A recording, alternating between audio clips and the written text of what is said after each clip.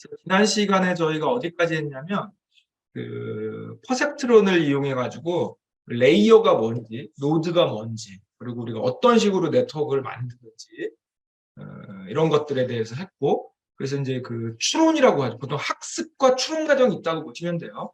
학습을 한다는 거는 내 시스템에서 결국 얘네들이 회귀 분석의 무한 조합이잖아요. 그 웨이트들을 다 찾으면 학습이 끝나는 거예요.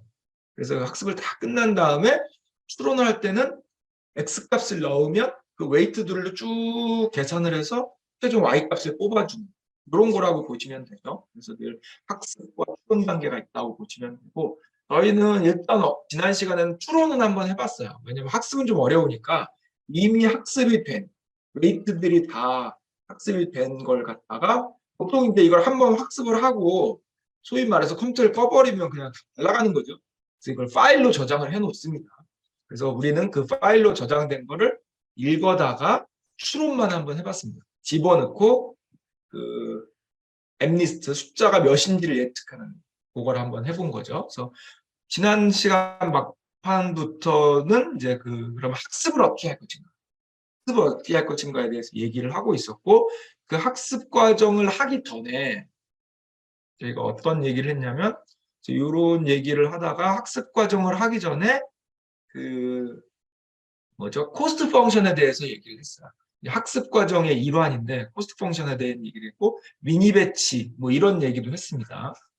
그래서 그리고 미분에 대해서 이렇게 쭉 얘기를 하고 있어요. 이건 이제 학습 과정을 저희가 설명하기 위해서 사전 지식이라고 생각하시면 돼요. 그래서 좀 아직 정리는 좀 안 되는데, 일단 예를 들어서 우리가 네트워크가 이렇게 있습니다.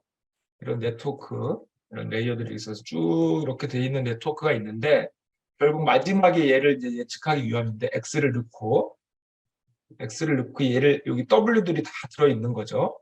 그래서 결국에 w들이 있는 상태에서 x를 넣으면 y가 나오는 게 추론 과정이고, 학습 과정은 w들을 우리가 찾아내는 그런 과정입니다. 근데 크게 보면 제일 먼저 할 일이 뭐냐면 코스트 펑션을 저희가 정의하는 거예요.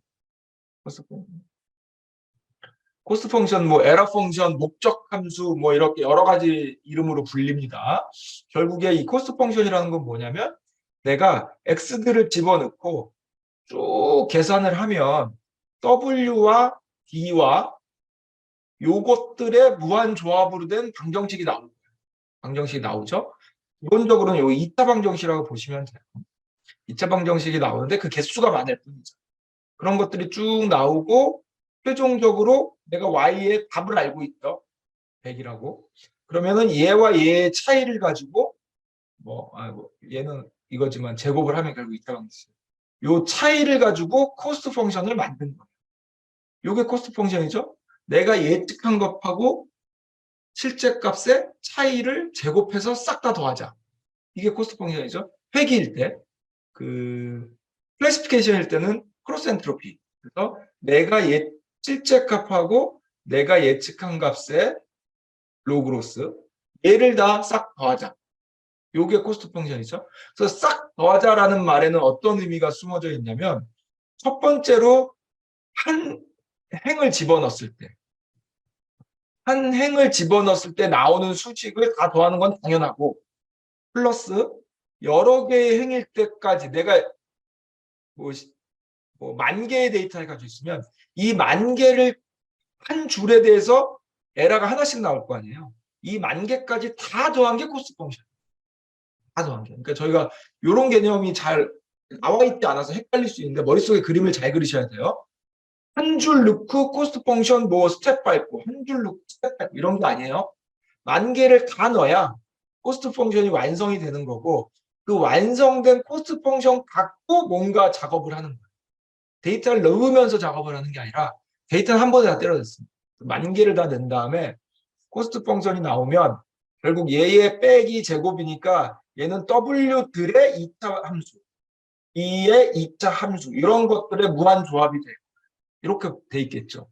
거기서 과연 이 w들이 몇일 때 이 코스트 펑션이 해소값이 될까?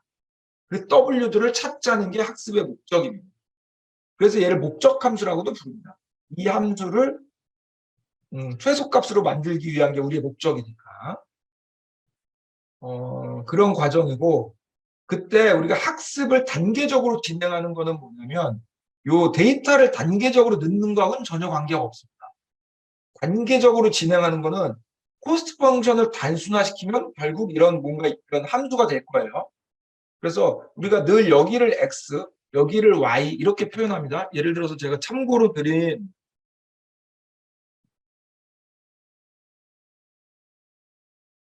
어, 그 수학 관련된 여기서도 보면 함수와 미분, 경사하강법, 네, 그런 게 있죠. 경사하강법이 뭐냐면 그 W를 찾는 과정이에요. 원래 W 어떻게 찾아요? 코스트 펑션을 미분해서 그 도함수가 만들어 놓고 그 W가 0인 거를 방정식을 풀면 되죠. 근데 그 못하는 이유가 뭐냐면 방정식이 너무 많아. 회기식 하나당 하나씩 나오니까 너무 많다는 거죠. 그래서 못한다는 거. 원래 수학적으로 하면 그렇게 하는 게 맞고 원래 통계에서는 그렇게 풀었었어요. 근데 못하는 거죠. 너무 많아서. 그러니까 연립방정식을 풀어야 되는데 연립방정식이 너무 많아. 그래서 못하는 거죠. 그래서 우리가 경사하강법과 오차 역전파가 딥러닝에서 가장 중요한 알고리즘이고 방법론이고 뭔가 이 인공지능의 겨울, 흔히 말하는 숫자 싹 빠졌을 때 얘를 돌파한 굉장히 중요한 키워드들입니다.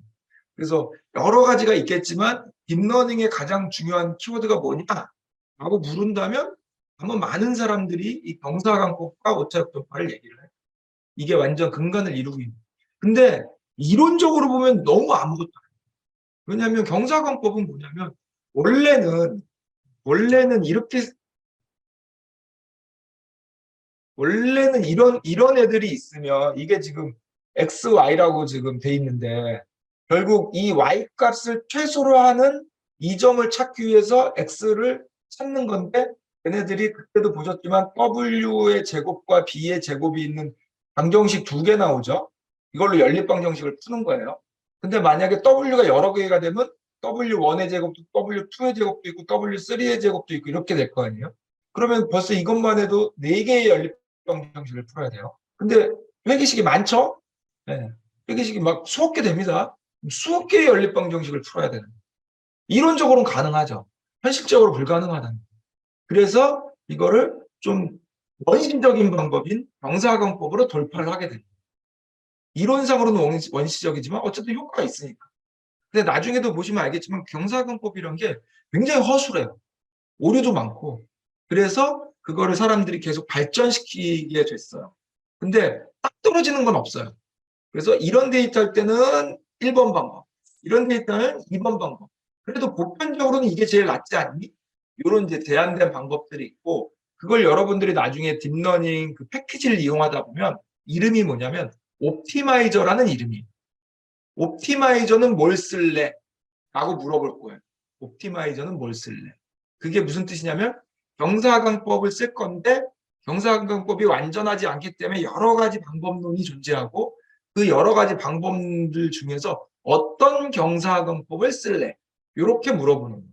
그걸 저희가 최적화라는 의미로 옵티마이저라고 그냥 부르는 거예요. 그냥 정하기 나름이에요. 그걸 뭐 다른 걸로 불러도 되는데 이 딥러닝 패키지 만든 애들이 옵티마이저라고 부릅니다. 나중에 한번 또 나올 거예요. 그래서 경사근법은 이 방정식을 연립방정식을 풀 수가 없기 때문에 하나씩 해보는 거죠. 요거 최소값이니, 여기 최소값이니, 요거 최소값이니 이렇게 해본다는 거예요. 그래서 이런 방법론이 경사근법이고 우리가 학습이 이루어진다는 얘기는 뭐냐면 요거 최소값이니, 요거 최소값이니, 요거 최소값이니 이걸 계속 스텝을 무한반복한다는 겁니다. 이걸 이점을 찾기 위해서. 그럼 여기는 데이터가 바뀌는 건 아니죠. 데이터는 이미 전부 다 들어갔고, 그러니까 우리로 치면 이게 만 줄이 있으면, 만 행이 있으면 만 개는 다 들어간 거예요. 그걸 다 더해서 코스트 펑션을 만드는 거죠. 그러니까 이미 여기서 데이터가 들어갔다는 얘기는 뭐냐면 x와 y는 이미 숫자가 됐다는 거예요. 숫자로 들어갔다는 거예요. x가 10일 때 y가 얼마고 이런 거잖아요. 그러니까 모든 x와 모든 y는 숫자로 다 들어간 거예요. 그러니까 제가 계속 이 딥러닝 알고리즘을 설명하면서 숫자이냐 문자이냐를 계속 얘기해요. 그 개념을 좀 잘 아셔야 돼요. 나중에 이제 오차역전파에서 굉장히 중요한 개념이 나오는데 제가 진짜 여러 군데 찾아봤는데 어떤 책에도 그 설명이 없어요. 오차역전파를 굉장히 자세히 설명하는데 어떤 책에도 왜 오차역전파를 써야 되는지의 개념이 없어서 그거 얘기할 때 숫자냐 문자냐 이 얘기를 계속 할 거예요. 지금도 마찬가지로 원래 우리의 식은 코스트 펑션의 식은 이런 거예요. y 빼기 y의 햇, 뭐 이거의 제곱, 서메이션 이렇게 돼 있죠.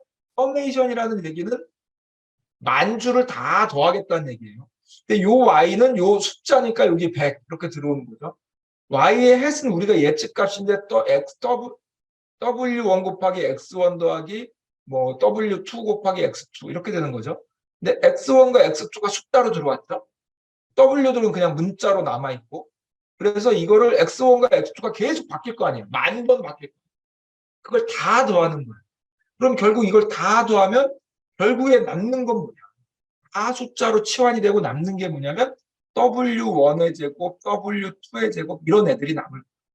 얘네들이 문자로 남았죠. 문자는 무슨 의미냐면 우리가 구해야 되는 아이들. 방정식의 x와 같은 아이들. 그래서 코스트 펑션은 b 빼고 얘기할게요. 이제 b 빼고 w들의 방정식이죠. w들의 방정식. 코스트 펑션 자체는 에라 값하고 비슷한 개념이에요. 코스트 펑션 자체는. 그러면 결국 코스트 펑션은 뭐냐면 w들로 이루어진 수식이고 w를 뭐를 넣었을 때 코스트 펑션이 가장 작아지냐라는 질문은 w들이 모일 때 에라가 가장 작아지냐라는 질문과 같은 질문이 되는 거죠. 그러면 제가 여기서 이런 그림을 그렸을 때 늘 여기를 x, y라고 쓰지만 실제로 여기는 x가 아니라 w입니다. 여기는 y가 아니라 코스트 펑션인 거예요. 그래야 이 그림이 맞는 거죠. 근데 이거는 지금 제가 W1 하나만 그렸죠? 실제로는 W1이 몇 개예요? 수억 개 있다는 거예요. 수억 개. 그릴 수 없죠, 당연히. 그래서 이렇게 그려놓는 거예요. 이걸 심지어 정사건법을 설명하는 모든 책에서는 어떻게 그리냐면 이렇게 그립니다. X, Y의 노테이션, 지금 노테이션이잖아요. 여기가 X축이고 여기가 Y축이에요. 모든 책에서 다 이렇게 그려요. 근데 이게 잘못된 게 아니에요. 우리는 문자를 선택할 때 특별히 우리가 정해진 게 없기 때문에 일반화를 해서 문자를 표현해요. 그래서 그냥 일반적으로 가로축은 X고 세로축은 Y입니다. 일반적으로 그래요. 그래서 예전에도 제가 한번 클래시피케이션 얘기할 때 이렇게 해놓고 여기가 X이고 여기가 Y로 하는 거하고 굳이 너는 왜 여기는 X1 여기는 X2라고 얘기하냐 이런 얘기. 근데 이걸 그냥 X2로 안 하고 Y로 하는 사람도 많아요. 그래서 리그레션일 때 이렇게 그리는 것과 클래시피케이션일 때 이렇게 그리는 거는 전혀 다른 얘기라고 했어요. 이거는 리그레션일 때하고 클래시피케이션일 때 얘기인데 리그레션일 때는 X가 인풋 값이고 Y는 아웃풋 값이에요. 그래서 X가 얼마일 때 Y가 얼마일지 찾자. 지금 이런 얘기입니다. 그럼 이거를 데이터로 표현하면 이렇게 되는 거예요. X1, Y. 그리고 X1이 10일 때 Y는 100이야. X1이 20일 때 Y는 뭐 150이야. 이런 데이터가 되는 거고 이 클래시피케이션일 때 그림은 지금 X1, X2고 Y는 어딨냐면 동그라미 세모가 Y예요. 동그라미 세모가 Y입니다. 그럼 이 데이터를 표현하면 얘는 이렇게 되는 겁니다. X1, X2, Y. X1 1이고 X2가 2일 때 동그라미야. 3이고 5일 때 세모야. 뭐 5이고 7일 때 뭐 동그라미야. 지금 이렇게 되는 겁니다. 이 그림은 X를 두 개를 씁니다. 그래서 굳이 제가 여기를 X2라고 씁니다. 그런데 모든 책에 보면 여기 X라고 안 써 있고 여기 X라고 돼 있고 여기 Y라고 돼 있습니다. 왜? 일반적으로 우리가 가로축은 X, 세로축은 Y예요. 그래서 이렇게 표현을 해놓지만 실제 Y는 이 Y는 우리가 생각하는 그 타겟 값이 아니라는 거예요. 두 번째 인풋 값이라는 거예요. 그래서 얘도 인풋 값, 얘도 인풋 값. 아웃풋은 뭐예요? 동그라미 세모. 그러면 얘는 왜 헷갈리게 이렇게 그리고 얘는 이렇게 그리냐면 최대한 많은 X를 표현하고 싶은 최대한. 근데 얘는 빼박이에요. Y를 무조건 세로에 그려야 되기 때문에 X를 하나밖에 못 그려요. X 두 개 그리고 싶으면 결국 이렇게 그려야 되거든요. x1, x2, 여기 y 이렇게 그려야 돼요. 근데 이렇게 그리면 설명하기가 너무 어렵잖아요. 그래서 그냥 평면에 그려서 이렇게 그려요. 근데 얘는 어차피 y는 동그라미 셈으로 표현할 거니까 한 선 더 그려도 되잖아요. 한 선 더 그려도. 그래서 이렇게 표현을 하는 거예요. 그래서 우리가 늘 좌표축이나 서메이션이 있을 때 늘 어떤 거에 대한 건지 알아야 돼요. 좌표축은 늘 XYZ로 얘기를 합니다. 늘 XYZ. 그럼 X가 실제 뭔지, Y가 실제 뭔지를 알아야 돼요. 서메이션은 늘 IK예요. IJK. 늘 IJK. 그러면 이게 늘 I가 그 I가 아니라는 거죠. 그거를 우리가 잘 인지를 해야 수식을 이해할 수 있습니다. 그게 첫 번째입니다. 네. 좀 사설이 좀 길었는데. 그래서 중요한 건 이런 그림을 봤을 때 우리가 경사하강법을 설명하는 이런 그림을 봤을 때 이건 XY가 아니라 실제로는 W와 C다. W와 C다. 그거를 명확하게 알아야 됩니다. XY는 숫자로 이미 다 바뀌었어요. 그러면 이렇게 생각을 한번 해볼게요. 자, 숫자로 바뀌어서 학습이 끝났어요. 그러면은 우리의 수식은 어떤 수식을 갖냐면 원래 W1 X1 더하기 W2 X2에 W10에 X10 이런 수식을 갖고 있는데 숫자로 10,000개를 다 집어넣어서 W들을 구했죠. W들을 구했어요. 그러면 이제는 어떤 수식이 되냐면 Y 이퀄 2의 X1, 3의 X2, 5의 X10 이런 수식을 갖게 될 거예요. 이거는 학습 전, 이거는 학습 후 이렇게 되는 거죠. W들을 이미 다 구한 거예요. W. 그러면 지금 W가 오히려 숫자고 XY가 문자죠. 그러면 이 수식은 아까 그런 식으로 써서 W들을 찾는다 그랬어요. 그럼 이 수식은 어떻게 써먹는 거냐? 이 수식은 이제는 우리는 이거 어떻게 쓰는 거냐면 우리가 갖고 있는 데이터가 X1부터 X10까지 있다는 거야. 새로운 데이터. 정말 뉴 데이터가 있는 거야. 그럼 얘네들이 다 숫자죠? 숫자. 자, Y는 모른다는 거죠. Y는 지금. 그럼 우리는 이 수식을 어떻게 쓰는 거냐면 X에다가 숫자를 다 넣어요. 그러면 얘도 숫자, 얘도 숫자. 다 숫자죠? 그럼 Y가 숫자로 나오는 거죠. 그 숫자를 우리가 예측값으로 쓰겠다. 이런 메커니즘이 되는 거예요. 그래서 어느 타이밍에 어디가 숫자고 어디가 문자고 숫자는 어떻게 사용하는 거고 문자는 어떻게 사용하는 건지 이런 개념을 알아야 됩니다. 그래서 학습할 때는 W가 문자고 XY를 숫자로 데이터를 다 집어넣고 W들을 구하는 거고 학습이 끝나고 난 다음에는 W들이 숫자가 되고 XY가 문자가 되는 거죠. 그래서 새로운 X값을 숫자로 집어넣으면 새로운 Y값 숫자가 나온다. 뭐 이런 개념을 좀 갖고 계시면 전반적으로 이해하는 데 도움이 됩니다. 어쨌든 코스트 펑션으로 학습이 이루어지는 과정은 X들을 집어넣는 게 아니라는 거예요. X는 한 번에 다 넣고 코스트 펑션을 만든 다음에 그 연립방정식을 풀지 못하기 때문에 W 값을 하나하나 넣어보면서 우리가 최소값인지 아닌지를 체크하는 이런 메커니즘이 되는 거고 우리가 W를 예를 들어서 처음에 여기 넣었더니 아니네. 다음을 여기로 할 건지 여기로 할 건지 넥스트 스텝을 어디로 할 건지를 결정해 줘야 되죠. 그래서 한 발짝 여기 얼마큼씩 움직일 건지 요걸 저희가 러닝 레이트라고 부릅니다. 좀 일장일단이 있죠. 너무 조금씩 움직이면 학습이 너무 오래 걸리고 이렇게 뻥뻥 움직이면 요걸 건너뛸 수가 있기 때문에 러닝 레이트도 우리가 조절해 줘야 되는 중요한 하이퍼 파라미터가 되겠습니다. 당연히 초기값 어디서 시작할지도 중요하고 그쵸? 네. 그 다음에 미니 배치 얘기 마지막으로 하고 갈게요. 자, 이게 10,000개가 있으면, 데이터가 10,000개가 있으면 우리가 10,000개를 다 집어넣고 코스트 펑션을 만든다고 했어요. 그리고 학습은 그 상태에서 뭔가 반복이 돌아간다 그랬어요. 그런데 그게 한 세트고, 실제로는 어떻게 되냐면, 얘를 가지고 한번 돌렸어요. 그럼 W들을 구했죠? 끝나는 게 아니라 또 해요. 또. 같은 데이터를 넣고 또 하는 거예요. 그때 초기값이 바뀌겠죠. 예를 들어서 내가 10번 학습을 한다. 10번 학습을 한다는 말은 무슨 말이냐면 똑같은 걸 10번 한다. 10,000개 집어넣고 코스트 펑션 구해서 W, 또 10,000개 집어넣고 코스트 펑션 구해서 W. 그럼 첫 번째 학습과 두 번째 학습은 뭐가 바뀌었냐? 뭐가 바뀌었냐면 초기 값이 바뀐 거예요. 처음에 초기 값을 뭐 요즘은 다른 값을 쓰지만 예를 들어 뭐 여기로 했다고 할게요. 제가 마이너스 10을 초기 값으로 잡았다. 임의로. 근데 이 초기 값이 굉장히 중요한 게 W가 수억 개죠. 수억 개의 초기 값을 어떻게 정하느냐가 굉장히 중요합니다. 우리 뒤에서 배웁니다. 어쨌든 이렇게 됩니다. 그럼 제가 10번 학습을 할 거예요. 한 번 학습을 하면 W들이 결정이 되겠죠. 처음엔 초기 값이었다가 싹 바뀌겠죠. 뭔가 좀 최적화가 돼서.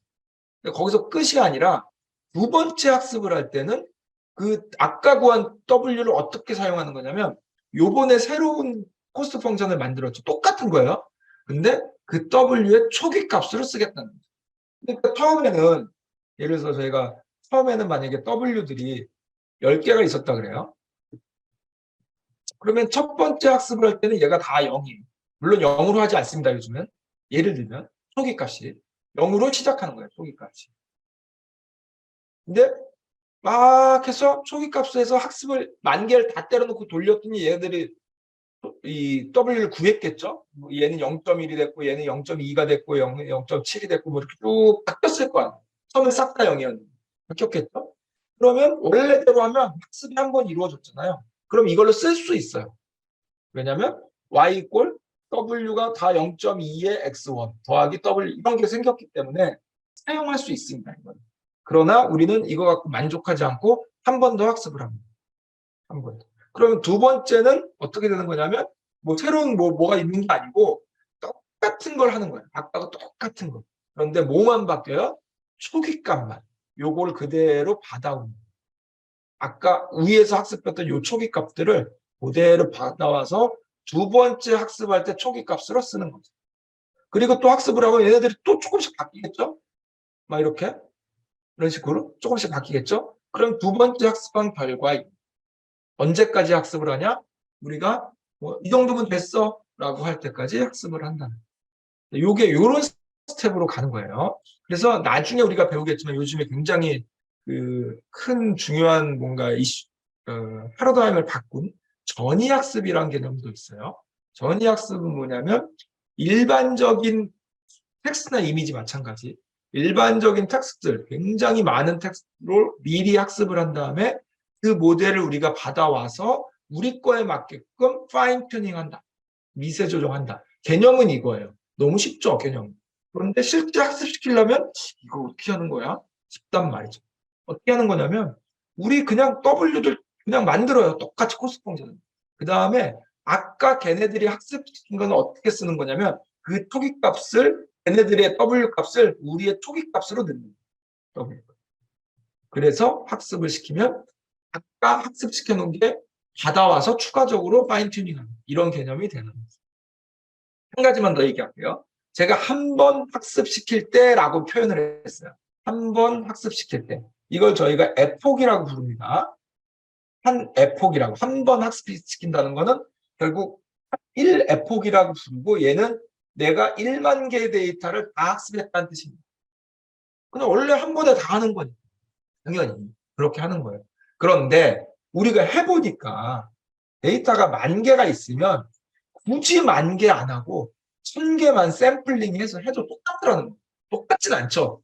당연히 똑같진 않지만 근사값이 비슷하다라는 거예요. 뭐야 이게 10,000개만 원래는 10,000개를 다 넣고 해야 되는데 그냥 랜덤하게 1,000개만 뽑아서 해도 꽤 비슷하더라. 그래서 우리가 한 번 학습을 할 때 데이터 전체를 넣지 않고 이렇게 조금만 샘플링을 해서 넣고 합니다. 원래는 코스트 펑션 만들 때는 10,000개 데이터 다 있어야 되는 거예요. 그러나 우리가 10,000개가 있지만 1,000개만 샘플링해서 해도 비슷한 결과를 내더라. 그래서 굳이 10,000개 다 할 필요 없잖아요. 차이가 많이 안 난다. 그래서 1,000개씩만 합니다. 요걸 저희가 미니 배치라고 그냥 용어가 배치 그냥 덩어리로 하겠다는 거고 미니 배치라고 부릅니다. 앞에서 살짝 배우긴 했어요. 미니 배치. 그래서 우리가 한 번 학습을 할 때 10,000개를 하지 않고 1,000개만 갖고 합니다. 그런데 이거를 10번을 합니다. 10번을.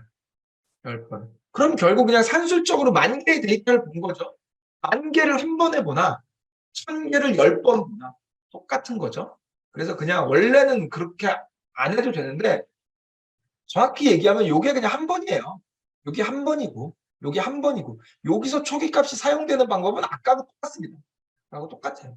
그런데 그냥 산술적으로 우리가 원래 너 데이터가 10,000개 있었잖아. 근데 1,000개씩 봤지? 그럼 10번 하면 그게 데이터 다 본 거 아니니? 라고 얘기를 해서 요거를 1,000개씩 미니 배치 곱하기 개수 해서 그게 10,000개로 떨어질 때 요걸 우리가 한 에폭이라고 부릅니다.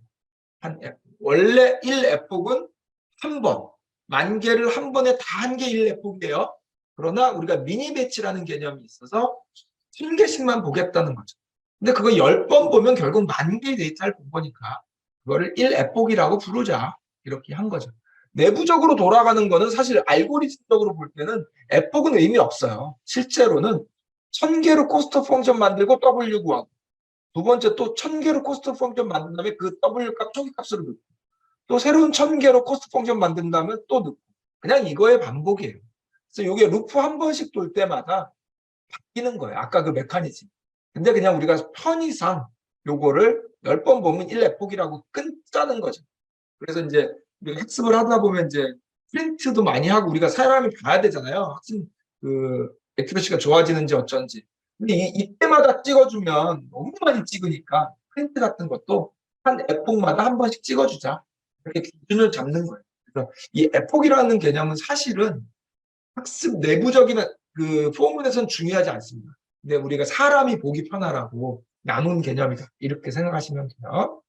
그래서 이걸 미니 배치라고 얘기를 한다 그랬죠. 그다음에 용어 하나만 더 말씀드릴게요. 우리가 경사하강법을 쓴다는 말은 원래는 10,000개로 코스트 펑션 만든 다음에 W들을 구하는 게 경사하강법이죠. 근데 1,000개만 뽑아서 코스트 펑션 만든 다음에 W들을 구하는 거죠. 이게 미니 배치를 사용한 거죠. 요 자체를 저희가 스토캐스틱 그레디언트 디센트라고 부릅니다. 스토캐스틱, 그러니까 확률적으로 뽑아서 경사강법을 쓰자. 그냥 용어가 다이렉트로 그거예요. 확률적으로 10개만 뽑은 다음에 경사강법을 적용을 하자. 그래서 그냥 그거를 원래 경사강법이 그레디언트 디센트죠. 앞에 통계적인 을 붙여서 스토캐스틱 그레디언트 디센트라고 부르고 현재 우리가 쓰는 모든 딥러닝의 베이스 그 기반이 되는 그 경사강법은 전부 다 요겁니다. 스토캐스틱 그레디언트 디센트.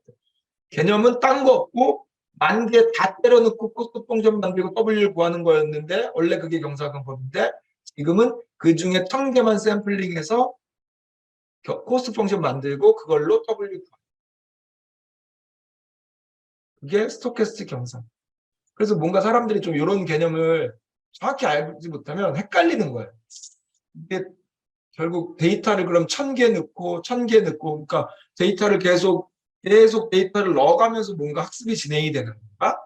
그렇게 생각을 하다 보니 그럼 원래 데이터가 이렇게 있으면 하나씩 데이터가 늘 때마다 뭔가 학습이 이루어지는 건가? 이렇게 착각을 하게 된다는 거죠. 전혀 아니라는 거예요. 1,000개씩 넣어서 진행이 되는 거는 데이터를 순차적으로 넣겠다는 개념이 아니에요. 원래는 10,000개 다 넣는 게 맞는데 우리가 효율상 1,000개만 넣자는 거죠. 근데 그거를 또 그러면 또 나머지 데이터는 안 본 거니까 아깝잖아요. 또 하자는 거예요. 또 계속. 그런 개념이라고 보시면 돼서 순차적으로 뭔가를 넣어서 W들이 순차적으로 계속 좋아지는 개념은 아니라는 거예요. 결론은 그렇지만 개념상은 그렇지 않아요. 개념상은 데이터 다 집어넣고 W 한 번에 구하는 두 번째 학습시킬 때는 또 데이터 다 집어넣고 W들 구하는 건데 아까 구한 W들은 어떻게 활용이 되냐면 이 두 번째 학습에서 초기값으로 활용된다. 이렇게. 그래서 이게 말이 비슷한 말 같지만 언뜻 생각하면 헷갈릴 수 있어요. 이런 개념이라고 보시면 돼요.